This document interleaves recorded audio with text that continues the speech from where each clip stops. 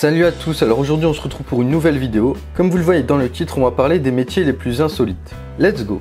Il n'y a pas de sous-métier. On nous a rabâché ce dicton pendant des années quand on était jeune pour bien nous faire comprendre qu'il faut travailler pour pouvoir vivre. Si vous voulez sortir des sentiers battus et tenter une expérience nouvelle, pourquoi ne pas essayer l'un de ces métiers, si vous en avez l'occasion?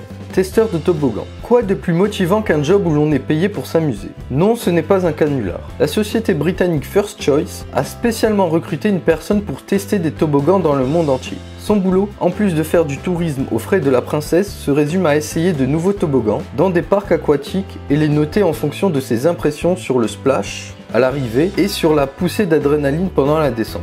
La rémunération est estimée à environ 27 000 € par an. Alors, ça vous tente? Pousseur du métro japonais. Les usagers du métro de Paris ont bien tort de se plaindre de la promiscuité régnant à bord, lors des cohues du matin. Ils devraient faire un tour au Japon pour comprendre leur bonheur. Oui, tout est relatif. Dans ce pays, il existe un métier assez spécial, celui de pousseur de métro. Notre homme a pour mission de pousser littéralement les gens à l'intérieur des rames et les tasser afin que tout le monde puisse entrer. Sexeur de poussins. Si lors d'un sondage, on demandait à une population de 100 personnes si elles savaient reconnaître le sexe d'un poussin, il y a fort à parier que moins de 5 d'entre elles répondront par l'affirmative.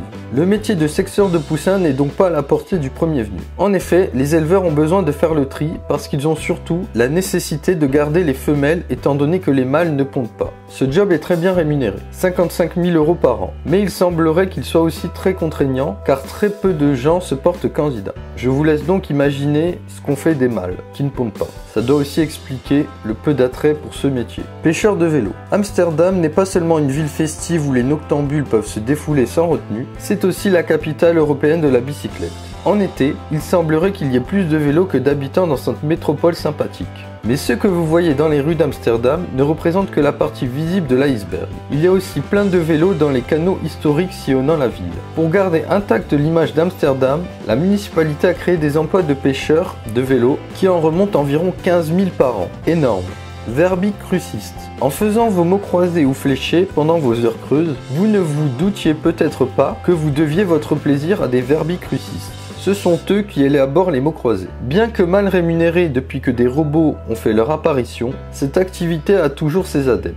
Ce sont généralement des gens qui adorent jouer avec les mots. Ce métier complexe nécessite de bien connaître la langue française et d'avoir une excellente culture générale. Voilà, c'est tout pour cette vidéo, j'espère qu'elle vous aura plu. Surtout n'oubliez pas de liker, de vous abonner et de partager la vidéo, ça me ferait très plaisir. N'oubliez pas de disliker si vous n'aimez pas. Sur ce, à la prochaine.